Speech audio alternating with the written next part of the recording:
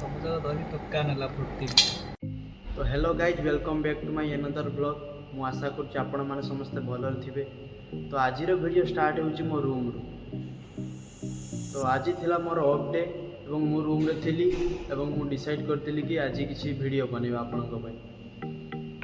तो जेहेतु मु ओडिसा रे बिलोंग करे बट एबे दुबई रे रहूची एवं एबे सीजन गरम चलची।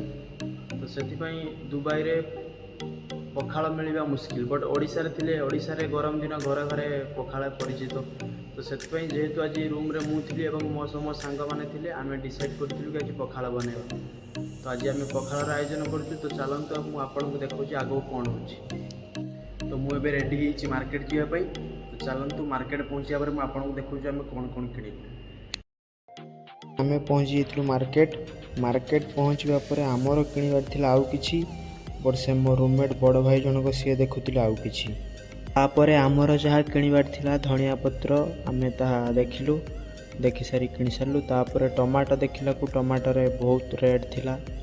गुटे टमाटो 40 टंका थिला। तापर मु गोटे पियाज धरिकी सेपटे देखला बेलू कौन गोटे पत्र थुआई। बाकी यही पत्र ओडिशा रे फ्री रे मिले बट एठी 50 टकार मिलुची। काहाकू जଣା अछि पत्र ना कौन मते कमेंट करी कहिबे।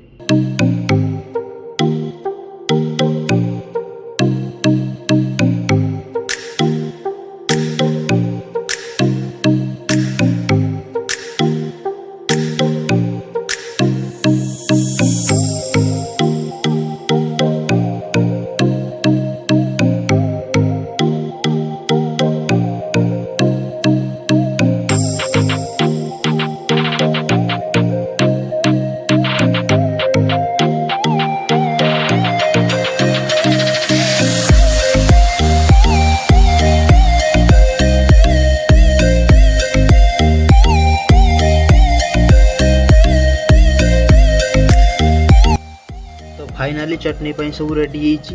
लाइफ रे मु जा करि नथि मते एठी करिया पई पडुची। एटा रहिला धनिया चटनी, धनिया पत्र, टमाटो आउ रसुण आउ मिर्ची मतलब लंका पड़ची।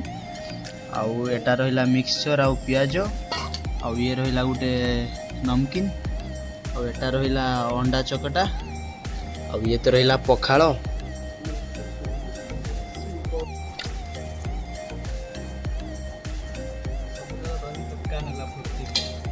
देख पारे बढ़ा बुढ़ी चलती। ये रहा समस्त बेला समस्ते बस ये।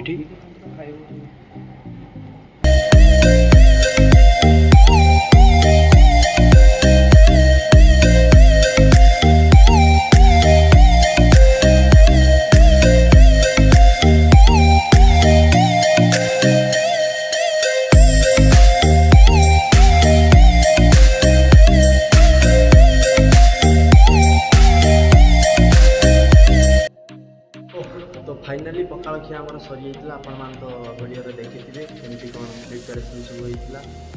बाकी पखाल टेस्ट एत किसी भल ना कहीं पखाल बनवा पूर्व पानी टे कम से कम 10-12 घंटा रखा जाए।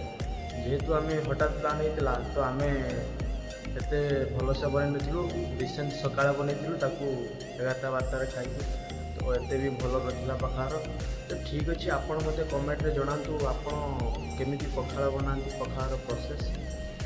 तो ठीक अच्छे मो सह जोड़ी रुहतु नेक्स्ट वीडियो देखा।